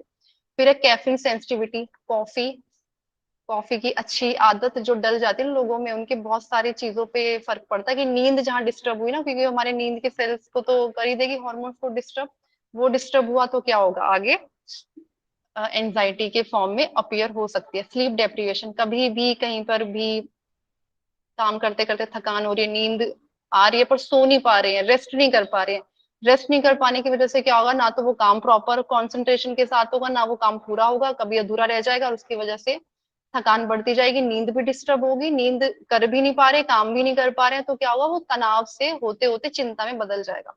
कॉन्स्टेंट स्ट्रेसफुल कंडीशंस, वही अभी बताया था कि स्ट्रेस जो है, तनाव जो है वो बड़े कंटिन्यूटी में लंबे समय तक चलता जा रहा है, चलता जा रहा है, चलता जा रहा है, तो क्या बनता जाएगा, वही एंजाइटी, फिर वो डर पैदा करेगा, वही जॉब इनसिक्योरिटी की जॉब चली जाएगी, काम नहीं मिलेगा, पैसे नहीं मिलेंगे, प्रमोशन नहीं मिलेगा, तो इसकी वजह से वो कहाँ जाएगा, एंजाइटी में बदलेगा। Hormonal imbalance and thyroid problems, anxiety की वजह से, क्योंकि बोल नहीं पा रहे हैं तो गला, कितनी बार गले के जो यहाँ पर एरिया है ना, थायराइड ग्लैंड्स, क्योंकि आवाज के थ्रू हम एक्सप्रेस करते हैं अपनी बातों को, तो अब जब आवाज ही दबा ली जाती है तो कहाँ, यहाँ इफेक्ट पड़ेगा, तो ये चौक होने लगेगा, चौक होगा तो थायराइड की प्रॉब्लम इंक्रीज होगी, वो इंक्रीज होगी तो हार्मोनल डिसबैलेंस होना ही होना है बॉडी के अंदर। गट डिसफंक्शन, यानी कि आंतें ढंग से काम नहीं करेंगी, क्रॉनिक इन्फ्लेमेशन, शरीर में अननेसेसरी कोई सूजन, कोई बर्निंग सेंसेशंस, ये सब दिखने लगेंगी। फूड सेंसिटिविटीज, व्यक्ति का मन खाने का, सेलेक्टेड चीजें, कुछ चीजें नहीं कि नहीं खाना, अनमने मन से खाना, ऐसा हो जाएगा। माइक्रो न्यूट्रिएंट की डेफिशिएंसीज, माइक्रो न्यूट्रिएंट्स होते हैं विटामिन एंड मिनरल्स, इनकी डेफिशिएंसी हो जाने की वजह से भी व्यक्ति एंजाइटी का शिकार हो जाता है, क्योंकि ब्रेन को भी बहुत सारे माइक्रोन्यूट्रिएंट्स चाहिए होते हैं, प्रॉपर ग्लूकोज चाहिए होता है अपने आप को काम कराने के लिए। जैसे जैसे ब्रेन कमजोर होगा, न्यूरॉन्स कमजोर पड़ेंगे, ग्लूकोज प्रॉपर नहीं मिलेगा, न्यूट्रिएंट्स नहीं मिलेंगे, तो वो फिर भ्रम में पैदा कर देगा हमारे अंदर, वो भ्रम हमारे अंदर नकारात्मक विचारों को भरता जाएगा। फिर common causes of anxiety, childhood और पास्ट एक्सपीरियंसेस। चाइल्डहुड जैसे बच्चा कभी माता पिता से अलग हुआ था, या किसी ने उसे डराया धमकाया था, या सेक्सुअल अब्यूजमेंट बच्चे के साथ कभी हुआ था, तो ये सारे पास्ट एक्सपीरियंसेस दिमाग से जब जाते नहीं है तो व्यक्ति चिंता से घिर जाता है, बार बार उन चीजों के बारे में सोचता है, पर ये नहीं समझ पाता कि इन सबसे बाहर निकला कैसे जाए। कुछ बच्चों के जीन्स में, क्योंकि पेरेंट्स में था, इनहेरिडिटरी है, तो क्या करें, यहाँ पे तो फिर वो आ गया, ट्रांसफर हो गया, बच्चा चाहे या ना चाहे, लेकिन माता पिता को देख करके वो अच्छा ऐसे बिहेव करते हैं तो वो भी वैसे बिहेव करना सीख जाता है। डाइट, हमारी डाइट का तो बहुत बड़ा रोल है कि जैसा खाए अन्न वैसा होए मन, तामसिक चीजें खाएंगे तामसिक प्रवृत्तियां हमारे अंदर डेवलप होंगी। स्ट्रेस, एंजाइटी, डिप्रेशन तामसिक प्रवृत्ति के व्यक्तियों को जल्दी घेरती हैं, ये चीजें पकड़ती हैं, कैच करती हैं जल्दी। फिजिकल और मेंटल हेल्थ प्रॉब्लम्स, कोई भी प्रॉब्लम हो, फिजिकली मेंटली कुछ भी बीमारी हो, वो एंजाइटी चिंता में तो डाल ही देती है। डॉक्टर के पास जाने ही अपने आप में चिंता है, और ऊपर से डॉक्टर बोल दे ये टेस्ट करा के लाओ वो टेस्ट, तो फिर देखो स्ट्रेस, स्ट्रेस का लेवल और एंजाइटी, डर लगने लगता है, चिंता होने लगती है। चेंज और नेगेटिव लाइफ और लाइफ इवेंट्स, अच्छी भली जिंदगी चल रही थी, अचानक से किसी को खो दिया, तो क्या हुआ, जो ग्राफ ऊपर जा रहा था लाइफ का, पॉजिटिविटी का, हैप्पीनेस का, वो डाउन हो जाएगा। तो क्या होगा, बस चिंता शुरू, अब हम इसके बिना सरवाइव कैसे करेंगे, अब हम इसके बिना काम कैसे करेंगे। ड्रग और अल्कोहल अब्यूज, वो थोड़ी देर के लिए तो खुशी मिलती है, प्लेजर मिलता है, सेंसुअल, लेकिन आगे जा करके सबको पता है कि वो हमारे शरीर का कितना नुकसान कर चुका होता है।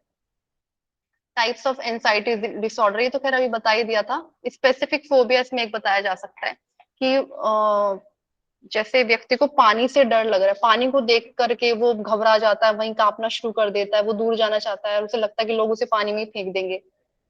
सेपरेशन एंजाइटी डिसऑर्डर, वही कि अलग होना, अलग होके कैसे जिएंगे, ये सारा कुछ, ये सब वही पिक्चर्स हैं, इन पिक्चर्स को देख के आप थोड़ा बहुत समझ सकते हैं। पैनिक डिसऑर्डर्स में देखो कैसे बॉडी कांप रही है, पीछे वो स्पेसिफिक फोबिया, एक डर के पीछे भूत खड़ा है, अंधेरे में भूत होगा, ये सारा कुछ। अब हम आते हैं डिप्रेशन पर। अब आप सोच रहे होंगे कि नेचुरोपैथी और वो क्यों नहीं मैं बता रही हूँ, वो सब एक साथ बताऊंगी, ठीक है। डिप्रेशन डब्ल्यूएचओ के अनुसार देख लेते हैं। Depression is a different form from usual mood fluctuations and short-lived emotional responses to challenges in everyday life। जो भी हमारे मूड में फ्लक्चुएशंस होती है, यानी कभी हम बहुत खुश, कभी हम बहुत दुखी, कभी हम तनाव में, कभी हम चिंता में, कभी हम डर में, कभी हम आसक्ति में, द्वेष में, घृणा में, लालच में, स्वार्थ में, फिर भी इन सब में हम क्या करते हैं ना, थोड़ा सा कॉप अप करते हैं, थोड़े से कोशिश करते हैं कि रिस्पॉन्स हमारी समझ के हिसाब से हम सामने वाले को जता ही ना दे कि हम ये सोच रहे हैं ऐसा। पर डिप्रेशन में क्या होता है, व्यक्ति, इसके जो एपिसोड्स होते हैं, यहाँ पर जो मूड होता है वो लगभग एक ही तरह का होता है, यानी कि फीलिंग सैड, अंधकार। व्यक्ति दुखी रहेगा, इरिटेट रहेगा, वो खालीपन महसूस करता रहेगा, और ये हर वक्त भीड़ में भी होगा तो भी वो यही महसूस करेगा। वो 10 अकेला होगा तब तो उसे लगेगा ही लगेगा कि वो खाली बैठा हुआ है, वो खाली है, वो अकेला है, उसको कोई प्यार नहीं करता, कोई पूछता नहीं है। और लॉस ऑफ प्लेजर और इंटरेस्ट इन एक्टिविटीज, उस व्यक्ति का किसी भी कार्य को करने में कोई मन नहीं लगता, वो कुछ एक्टिविटीज में पार्टिसिपेट नहीं करना चाहता। जैसे घर के कोई फंक्शंस हो गए, कोई पार्टी में जाना या दोस्तों से मिलना, खेलना कूदना, वो उसका इंटरेस्ट हटता चला जाता है इन सब चीजों से। उसे ये सब माया की तरह लगता है कि नहीं, ये सब मोह माया, इनमें कुछ नहीं रखा, ये कोई खुशी नहीं देंगे। फिर for most of the day, nearly every day, for at least 2 weeks, ऐसा बिहेव वो 2 हफ्ते में लगभग सभी दिन करता है, या अधिकतर दिन वो ऐसे ही रहता है, तो कहा जा सकता है कि व्यक्ति डिप्रेशन का शिकार हो गया है। इसके सिम्टम्स क्या है, poor concentration, feeling of excessive guilt और लो सेल्फ वर्थ, एक्सेसिव लो गिल्ट की मेरी वजह से गड़बड़ हुआ, मैंने गलत कर दिया, या लो सेल्फ वर्थ, अब अपने आप को वो कहता है कि नहीं अब कुछ रखा नहीं है जीवन में, ऐसी वाली होपलेसनेस, आशा खो देता है, भविष्य में कुछ अच्छा नहीं होगा, भविष्य भी अंधकार भरा है, thoughts about dying and suicide, यानी कि वो मरने के बारे में सोचने लगता है, चीजें देखने लगता है इधर उधर, कैसे कैसे कैसे, उसकी नींद तो डेफिनेटली डिस्टर्ब होगी होगी। फिर भूख और वजन बढ़ भी सकता है और घट भी सकता है। भूख तो खैर कम ही हो जाती है ऐसे कंडीशन में, पर वजन पे हो सकता है कि स्ट्रेस की वजह से खाना कम भी खा रहा है व्यक्ति तो हार्मोन्स ऐसे निकलते हैं कि वो वजन इफेक्ट कर देते हैं। Feeling specially tired and low in energy, थका तो वो रहेगा ही ना, जो व्यक्ति का मन भारी हो उसका तन कैसा होगा, वो थका हुआ रहेगा, उसमें ऊर्जा महसूस ही नहीं होगी। People with depression are at an increased risk of suicide, इसको मैं दोबारा नहीं बोलना चाहती पर ये होता ही है। अच्छा, कुछ कॉजेस देख लेते हैं, कॉजेस क्या हैं डिप्रेशन के। फिजिकल एंड मेंटल अब्यूज, यानी कि मारपीट की गई किसी के साथ, मानसिक तौर पर खूब प्रताड़ना दी गई, गालियां दी गई, और उस व्यक्ति को चुप रह के सब सहना है। फॉर एग्जाम्पल, कोई महिला जिसकी नई नई शादी हुई, वो दहेज नहीं लेकर के आई तो उसको बहुत कुछ सुनाया गया उसके घर में, और वो क्योंकि शादी हो गई अपने पेरेंट्स को दुख नहीं देना चाहती तो चुपचाप वो सह रही है, और करते करते सहते सहते अंदर इतनी घुटन हो जाती है कि डिप्रेशन में पहुंच जाती है। पोस्टपार्टम डिप्रेशन, प्रसव के बाद भी महिलाओं में एक डिप्रेशन पाया जाता है क्योंकि उनकी रात की नींद पूरी नहीं होती, शरीर से बहुत रक्त निकलाव होता है, बहुत कमजोरी होती है। वो 1 महीने का समय इसलिए महिलाओं को अकेले रखा जाता है बच्चे के साथ, और उनकी केयर की जाती है, सिर्फ वहाँ केयर करने वाले लोग होने चाहिए, पर आज की डेट में ना आने जाने वाले लोग आना जाना लगा के रखते हैं, वो नहीं कि 1 महीने का उसे रेस्ट दे दो, थकान दूर होने दो, 3 महीने हो जाने तो फिर मिल लो जितना मिलना है। पर उसकी वजह से वो बच्चे की, उस महिला की, बच्चा तो उठेगा सोएगा उसका तो अपना रूटीन चल रहा है, पर वो महिला जो है वो डिप्रेशन में चल जाती है क्योंकि सब बच्चे की बात कर रहे होते, कोई उस महिला से नहीं पूछता कि उसे क्या चाहिए, उसे क्या लग रहा है, सब उसे आगे बताते हैं कि अगर आप ये खाओगे तो बच्चे को नुकसान, आप ये करोगे तो बच्चे को नुकसान, आप ये करोगे तो इसे ये हो जाएगा, वो कोई उसको नहीं पूछता कि आप कैसे हो, आपकी, आपको तो कोई तकलीफ नहीं है, कि आपके दर्द दुख दूर हुए या नहीं, तो ये सारी बातें, तो वो इस तरह के अपने आप की थोड़ी सी कहीं ना कहीं इग्नोरेंस देखते ना, बच्चे से प्यार उसे भी है, पर कहीं ना कहीं उसे लगता है कि सबको सिर्फ वो बच्चे, एक बच्चा शायद प्यारा था, उसको किसी और को उसकी जरूरत नहीं है उस बच्चे के अलावा, तो इसलिए फिर भी वो रह जाती है, पर कहीं ना कहीं इसको डिप्रेशन में डालता है। तो यहाँ पे ध्यान रखना चाहिए कि माता की भी उतनी कदर उतनी केयर होनी चाहिए जितनी उस बच्चे की हो रही है। Certain medicine that can cause depression, कुछ मेडिसिन ऐसी होती है जिनके साइड इफेक्ट्स होते हैं, कुछ स्टेरॉइड्स होते हैं जो शरीर में और विकृतियां लाते हैं, उस विकृतियों की वजह से डिप्रेशन पैदा होता है। Passing away of closed one और सम ट्रेजेडी, जेनेटिक बता दिया, सब्सटेंस बता दिया है, कॉन्फ्लिक्ट रिलेशनशिप बता दिया है, बिग चेंज इन लाइफ ये भी हो चुका है, एक्सीडेंट और हेल्थ इश्यू ये भी हो चुका है।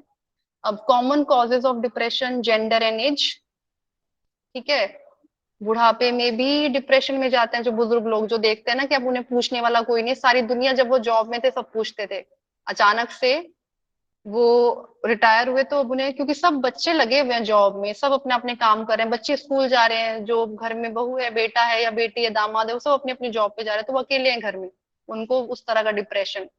फीमेल को अपने अलग तरह का डिप्रेशन, कि बहू अच्छी आई या नहीं आई, ठीक है, अगर कोई बुजुर्ग महिला है। दूसरी, मेरी बेटी ससुराल में ठीक है कि नहीं, क्योंकि वो खाली है तो वो इस तरह की बातें सोचेंगे, तो यहाँ की बिजी रखो, इंसान अपने आप को बिजी रखे, चाहे स्पिरिचुअल एक्टिविटीज में, चाहे सोशल एक्टिविटीज में, या किसी भी तरह।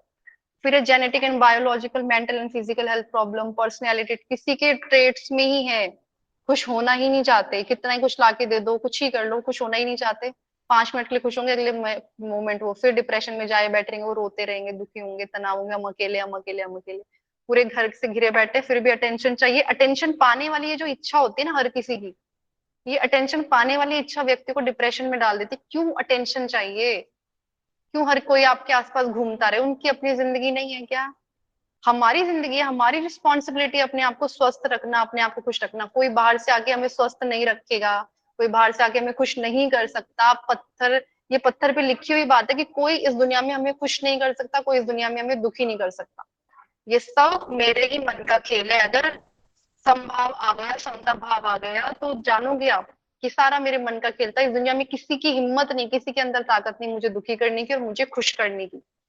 फिर चाइल्डहुड अब्यूज और नेग्लेक्ट, बच्चों को जो हम नकार देते हैं ना, जनरली भेदभाव करते हैं, छोटे बड़े वाली जो बातें होती हैं हम भूल जाते हैं कि छोटे बच्चे को भी गलती है तो उसको किस तरह डांटना है, बड़े की गलती है तो उसे कैसे समझाना है, वो एज गैप, वो सारी चीजें देखनी होती है। अब्यूज नहीं करना होता, जनरली मार पीट नहीं करनी होती, वो बच्चे के अंदर बैठ जाता है, बीच बाद में जाके कहीं डिप्रेशन का कारण बनते हैं, क्योंकि वो बच्चा शेयर करना बंद कर देता है। वो सच बोलने जाता है तो उसे थप्पड़ पड़ता है, वो कहता है सच बोलने पे थप्पड़ पड़ा, तो वो बीज ऐसा बैठा है वो सच बोलना बंद कर देता है। फिर झूठ बोलने से कि और झूठ बोला, गिल्ट हो गया, वो गिल्ट का बीज और अंदर बैठ जाता है। तो करते करते बच्चा जब बड़ा होता है तो अपने आप को डिप्रेशन में पाता है। Poor diet, exercise and sleep, ये सब चीजों में अगर डिस्टरबेंस है तो डेफिनेटली डिप्रेशन आ सकता है। डिप्रेशन के सिम्टम्स, वही अब आप फोटो सामने देख करके समझ सकते हो। इस एक फोटो से ही आप देख लो कि उसे सूरज नहीं दिखाई दे रहा, उसे लग रहा है दुख के बादल मेरे ऊपर ही और दुख की बूंदे मेरे ऊपर ही गिर रही है। वुमन में किस तरह का डिप्रेशन होता है, सिम्टम्स क्या होते हैं, और ईटिंग एंड स्लीपिंग मोर, जब वो डिप्रेशन का शिकार हो रही होती हैं महिलाएं, तो वो ज्यादा सोना पसंद करती हैं, ज्यादा खाने लगती हैं, वजन बढ़ने लगता है, गिल्ट एंड वर्थलेसनेस, वो अपने आप को मान लेते हैं कि हमें, हमारा अस्तित्व नहीं है इस घर में या संसार में, किसी को हमारी परवाह नहीं है, सुसाइडल फीलिंग आती है। कोर सिम्टम ऑफ डिप्रेशन ये सारे हैं। ठीक है, कॉजेज है हार्मोन्स की वजह से, क्योंकि थायराइड के जो पेशेंट्स होते हैं वो थोड़ा भी खाता है तो भी वजन बढ़ जाता है। हाइपर थायराइड है तो वो ज्यादा खाएंगे तो भी वजन कम ही रहेगा। स्ट्रेस का रिस्पॉन्स, काफी सारी चीजें हैं। डिमांड्स ऑफ मदरहुड, जो महिलाओं की शादी होगी है, बाद में बच्चे पैदा करो, वो बातें जो उनके साथ बार बार की जाती, रिपीट की जाती हैं, तो वो भी उनके डिप्रेशन का कारण बनता है। डिप्रेशन इन मैन, ऐसा नहीं कि महिलाओं में डिप्रेशन, पुरुषों के साथ अपनी प्रॉब्लम्स है। एंगर एंड एजुकेशन, उनका जो खुद का ही क्रोध है वो ही उन्हें खाई जाता है अंदर ही अंदर। फिर वर्किंग ओबेसिवली, ये सारी चीजें, फिजिकल हेल्थ इश्यूज उनके हैं, उनके साथ भी कोई अब्यूज हुआ होगा बचपन में, वो पर्सनैलिटी में बचपन से कोई चीजें आई होंगी जो उन्हें डिप्रेशन में डाल रही है। फैमिली की पर्सनल हिस्ट्री, काफी कुछ है। Teenagers, lack of energy and fatigue, क्योंकि बच्चों के पास बहुत सारे टास्क होते हैं करने के लिए, तो जब वो थकने लगते हैं, उनमें एनर्जी फील नहीं होती, तो वो डिप्रेसिव होने लगते हैं। वो अपने आप को नुकसान पहुंचाने के बारे में सोच रहे होते हैं, उनका मूड स्विंग हो रहा होता है, कभी खुश कभी कुछ, कभी कुछ कभी कुछ। इमोशंस को वो लॉजिकली देख रहे होते हैं। लो सेल्फ स्टीम, यानी कि अपनी अपनी खुद के आत्म को कम आंकना शुरू कर देते हैं। कॉन्सेंट्रेट नहीं कर पाते तो परेशान हो जाते हैं। इनेबिलिटी टू फील प्लेजर, खुश महसूस करना चाहते हैं पर हो नहीं पा रहे हैं, कर नहीं पा रहे अपने आप को शांत और खुश। स्लीपिंग टू मच और टू लिटिल, या तो बहुत कम सो रहे हैं या बहुत ज्यादा सो रहे हैं। Elderly people, negative thought, social isolation, समाज से दूरी हो गई, अब रिटायर हो गए तो समाज से दूर हो गए। हेल्थ इश्यूज इस उम्र में 60 के आसपास, 45 के आसपास अपीयर होने शुरू हो जाते हैं ना। मेडिकेशंस, उनकी कोई ना कोई दवाई जो उन्हें भी नहीं पता, कभी बहुत सुला रही होती है। वो जल्दी उठने वाला इंसान अब देर से उठेगा तो वो परेशान, मैं क्यों देर से उठ रहा हूँ, क्यों मुझे ऐसे हो रहा है, क्यों नींद ज्यादा आ रही है या क्या। इनएक्टिविटी, अब क्योंकि रिटायर हो गए, पहले बहुत एक्टिव रहते थे, सोशल पर्सन थे, अब एक्टिव नहीं है। फिर डिमेंशिया, भूलने की बीमारी, ट्रेजिक इंसिडेंट्स, नेगेटिव थॉट्स, काफी कुछ है। अब हम आते हैं ट्रीटमेंट्स पर। योग के और नेचुरोपैथी के क्या ट्रीटमेंट्स हैं। सबसे पहले नेचुरोपैथी ले लें, चलो लास्ट में ही लेते हैं, मैम योग कुछ से ही बात क्वेश्चन करते थे हैं। तो पूछ सकते हैं क्या? ट्रीटमेंट ले लें पहले एक बार, बस 5-7 मिनट और फिर कर लेंगे जी क्वेश्चंस। जी जी ma'am. Different psychological disorders and their यौगिक रेमेडीज, ये एक जर्नल से लिया है, यानी किसी का रिसर्च का एक हिस्सा है ये, उन्होंने इस पर एक्सपेरिमेंट वर्क किया हुआ है, तो अच्छा रिजल्ट आया तो वहीं से मैंने इनका प्रोटोकॉल निकाला है ये। एंजाइटी के लिए उन्होंने कॉजेज बताया, टेंशन, फियर, प्रेमिज्म, ईगो सेंट्रिसिटी, एंड एटीट्यूड क्या होता है, थिंग्स ऑफ अदर, दूसरों के, एक्चुअली क्या ना, चिंता तब हो ना अगर हम अपने बारे में सोचे, शायद इतनी चिंता हो ही नहीं, हम सोचते ही दूसरों के बारे में बैठ करके। तो जब दूसरों के ऊपर हमारा सारा दिमाग, सारा मन चला गया तो क्या होगा, वो दूसरे तो चिंता ही देंगे ना। अब अगर मान लीजिए, सपोज फॉर एग्जाम्पल, कुछ यंग एज के बच्चे होंगे, दो बच्चे लड़का लड़की रिलेशनशिप में है, ठीक है, अब वो एक दूसरे के बारे में सोच रहे हैं, चलो ठीक है, पर यहाँ पे भी वो ये सोचना शुरू कर देते हैं हमारी शादी होगी। अरे वो प्रेजेंट मोमेंट में तो साथ रह लो पहले। उस प्रेजेंट मोमेंट में अगर आपको आइसक्रीम खानी है, आप आइसक्रीम तो खाओ, उसको तो एंजॉय करो। तब तो कुदरत देखेगी कि इन दोनों को एक दूसरे का साथ पसंद है, तो तुम्हारी शादी कराए ना वो। अब तुम कुदरत को ये कह रहे हो एक दूसरे के बारे में साथ में, हमारी शादी होगी कि नहीं। तुम भाई पहले ही बोल दिया होगी कि नहीं, खुद ही क्वेश्चन मार्क, कुदरत कहेगी क्वेश्चन मार्क, यानी इनकी रिलेशनशिप में है डाउट, सेपरेशन। तो वो क्या कहाँ कन्वर्ट होगा। ठीक है, बहुत सिंपल से रूल्स है कि जो प्रेजेंट मोमेंट पे आपके साथ जो है वहां उसके साथ खुश रहो। सेपरेशन हुआ तो उससे ब्लेस करो, मूव ऑन करो। जो चीजें आपके पास आनी है आ जाएंगे आपके लिए, जो अच्छा होगा आपको मिलना ही मिलना है। रिलैक्स रहना, ऑप्टिमिज्म एंड फेथ। अब यहाँ पर क्या करना है, थिंक ऑफ अदर्स। अच्छा, इसमें थिंक ऑफ अदर का एक, अब ये तो जो मैंने बताया वो था नेगेटिव वाला, अब पॉजिटिव वाला बताते हैं, क्योंकि इन्होंने एटीट्यूड्स में बताया कि अडॉप्ट करना है। एंजाइटी का या चिंता का एक कारण है कि हम दूसरों के बारे में, यानी जो डर, भूत से मुझे डर लगा, भूत भी तो दूसरा है। छिपकली, छिपकली भी दूसरी है। जो भय है वो भी दूसरे से मिलने वाला, मेरे अपने अंदर क्या है उसको भी तो देखें। ठीक। अब यहाँ पे क्या है, अब हमें दूसरों के बारे में अगर सोचना, भावनाएं क्या डेवलप करनी है कि जो सामने वाले भी व्यक्ति है वो भी मेरी तरह है, वहां पर हमें पॉजिटिव अपने जो एटीट्यूड है उसमें पॉजिटिविटी लेके आने की, हमें थैंकफुल रहना है कि जिसने मेरे साथ अगर गलत भी किया तो वो उसके लिए इसलिए थैंकफुल कि उसकी वजह से मुझे मेरी क्षमताओं को जानने का मौका मिला, और मुझे तो पता ही नहीं था कि मेरे अंदर इतनी क्षमताएं हैं कि मैं यहाँ तक भी पहुंचू। वो जैसे ही मुझे, मैंने ये भाव अडॉप्ट किया तो मेरे अंदर ये भाव भी एक डेवलप होगा कि उसके अंदर कोई अच्छाई भी होगी। तो मुझे उस अच्छाई को इतना डेवलप करना है कि वो इंसान बुरा लगना कम हो जाए। वो ऑटोमेटिकली अपने आप कम, आपको बुरा लगना कम हो जाएगा। जो एंजाइटी चिंता थी कि अभी मुझे नुकसान पहुंचाएगा, जो मैंने अपने मन में जब खुद ही सोचा हुआ है कि इंसान मुझे नुकसान पहुंचाएगा, भले वो कुछ भी ना कर रहा हो, वो तो बाद में करेंगे, हमने तो खुद अपना नुकसान कर लिया ना। उसके बारे में इस तरह की भावना रख करके जब सोचा, तो क्या हुआ कि वो, उसको भी एक वेव्स गई, पॉजिटिव वेव्स वहां भी गई, और हमने अपने आप को भी पॉजिटिव बनाया कि अब वो नुकसान पहुंचाना कम करेगा, वो अच्छा है वो अच्छा ही करेगा। और मेरे साथ जो हुआ अच्छा हुआ, मैं डिजर्विंग, इस चीज को मैं इस लेवल पर डिजर्व करता था, पर ठीक है अब कर्म कटा, अब आगे मूव ऑन। इस तरह से फिर विश्राम करना, आशावादी रहना कि ठीक है अभी गलत हो गया। अब हमें एंजाइटी के पेशेंट को बोलना अभी गलत हुआ, ठीक है इस प्रेजेंट मोमेंट में आपको चिंता है, पर अब अच्छा हो सकता है ना, अब अगला पल तो हम नहीं बिगाड़े अपना, उसमें तो आशावादी बने रहे, विश्वास रखें। ये सब हमें कैसे कैसे डेवलप करानी है, प्राणायाम के थ्रू और आसन, ये सब करा के ना, जब शरीर को और आसन प्राणायाम करा देंगे, फिर ये वाले एटीट्यूड्स की बातें उन्हें बताई जा सकती हैं तो वो सुनेंगे। तो एंजाइटी के पेशेंट्स को कपालभाति, कपालभाति लेकिन बहुत फास्ट नहीं, बहुत स्लो, 1 सेकंड में एक स्ट्रोक की क्लिनजिंग हो। ठीक है, चैनल्स की क्लिनजिंग हो, नाड़ी शोधन कराना, कुंभक लगा के होल्ड कराना। कुंभक मतलब होल्ड कराना। होल्ड कराने में, क्योंकि वो व्यक्ति ना भागा आपाधापी में लगा रहता है, वो उसका मन चंचल भागता रहता है भागता रहता है, तो कुंभक लगा के उसे बोलो कि देखो, अंदर देखो, जो तुम बाहर आपाधापी देख रहे हो, डर रहे हो बाहर की चीजों से, अंदर देखो पहले, अंदर क्या घटनाएं घट रही हैं, अंदर क्या हलचल हो रही है शरीर में, उसको स्थिर करने की कोशिश करो, फिर आओ। आसन वैसे पहले कराए जाते हैं, आसन पहले लिखना चाहिए था, पर कोई बात नहीं, जब भी आप कराओगे आसन पहले कराना, ठीक है। तो सुप्त वज्रासन, अर्ध मत्स्येंद्रासन, त्रिकोण, धनु, सर्वांग, शवासन, रेस्ट जरूर कराना है, 20-20 मिनट के रेस्ट कराने हैं, योग निद्रा जरूर करानी है। किसको, स्ट्रेस के पेशेंट्स को और एंजाइटी के पेशेंट को। डिप्रेशन के पेशेंट्स को शवासन बहुत कम कराना है, उनके अंदर फायर एलिमेंट इंक्रीज करने वाली चीजें करानी है, सूर्य नमस्कार, सूर्य भेदी, भस्त्रिका, ऐसी चीजें, ताकि उनके शरीर में जो अंधकार भर गया आपको उसे सूर्य की रोशनी से यानी ऊर्जाओं से रिप्लेस करना है। डिप्रेशन के कॉजेज क्या, ओवरवर्क, नर्वसनेस, एंजाइटी, परमिज्म, अनफुलफिल्ड डिजायर। अच्छा, जो सॉरी पेसिमिज्म लिखा है ना, इसका मीनिंग मुझे अभी पता नहीं है, फिर कभी आप इसको गूगल कर लेना, ठीक है। ये अब इनका एटीट्यूड कैसा डेवलप कराया जाए, इनको रेस्ट तो कराया जाए लेकिन बहुत वैसा वाला नहीं, क्योंकि डिप्रेशन के जो पेशेंट्स होते हैं ना, उनको रेस्ट हमें देना है, लेकिन उनके नकारात्मकता को रेस्ट दे दिलवाना है। तो इनको हमें योग निद्रा नहीं करानी है, इन्हें हमें आसन में रुकवा रुकवा के, शरीर को खिंचवा करके फिर रेस्ट देना है कि रुको, अब दूसरे में रुको, पसीना भाओ फिर रुको, फिर देखो। आशावादी इन्हें भी बनाना है, विश्वास इनमें भी जगवाना है, और फुलफिलमेंट, क्योंकि एक अकेला खालीपन महसूस करते हैं ना, तो बताना है कि आप अकेले कहाँ हो, आपके अंदर इतने सारे सेल्स बैठे हैं, आपके अंदर इतने सारे ऑर्गन्स बैठे हुए हैं, उनको भी तो देखो। आप कैसे कह सकते हो कि आप अकेले हो। प्राणायाम में रिदमिक ब्रीदिंग, सूर्य भेदी, भस्त्रिका, ये तो आपको बता ही दिया था। आसन में वक्रासन, भुजंग, शलभ, हलासन, पश्चिमोत्तान, सर्वांग, लास्ट में शवासन, थोड़ा बहुत कम।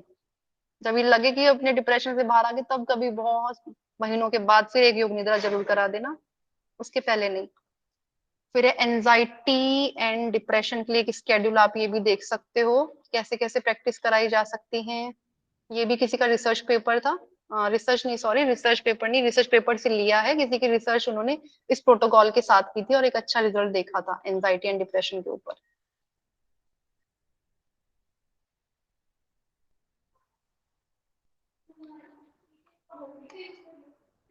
एक यौगिक मैनेजमेंट आप ये भी देख सकते हो, अगर षटकर्म कराना है डिप्रेशन के पेशेंट्स को, षटकर्म में आप जल नीति, सूत्र नीति, कपालभाति करा सकते हो। यौगिक सूक्ष्म व्यायाम में मेधा शक्ति विकासक की क्रिया है, ये है महर्षि धीरेन्द्र ब्रह्मचारी जी का यौगिक सूक्ष्म व्यायाम, वहां से आप देख सकते हैं। यौगिक स्थूल व्यायाम में रेखा गति, सर्वांग पुष्टि, प्राणायाम में नाड़ी शोधन, उज्जाई, भ्रामरी, भस्त्रिका, ब्रीदिंग अवेयरनेस, ओम चैंटिंग आप करा सकते हैं। और योगासन में आप पवन मुक्तासन, वही सारे जो नाम यहाँ पर दिए उनमें से आप कुछ भी चूज कर सकते हो, देख सकते हो। टिप्स ऑफ कॉपिंग विद डिप्रेशन, यहाँ क्या क्या चीजों में आपको ध्यान रखना है। Be more socially active, don't withdraw from life. आपको सोशल, उन लोगों को सोशल बनाना है, भेजना है सोसाइटी के बीच में, भीड़ के बीच में उनसे काम कराना है, मदद करनी है उनकी। एक्सरसाइज डेली करानी है उनको, उनके डर का सामना करना सिखाना है। जो अल्कोहल वगैरह ले रहे हैं उन्हें कोशिश करना है वो छोड़ दें, उनका जो रूटीन है आपको सात्विक रूटीन पे उनको लेके आना है, क्योंकि तामसिक हो रहा है, सात्विक पे पहुंचाना है। एंजाइटी वाले के लिए आप जल नीति, सूत्र नीति, कपाल भाती, कपाल भाती वही माइल्ड स्ट्रोक, क्योंकि वो उनके शरीर में ऑलरेडी बहुत धड़कने बहुत वो रहती है उनकी बढ़ी हुई, तो बहुत 1 सेकंड में एक स्ट्रोक ऐसे।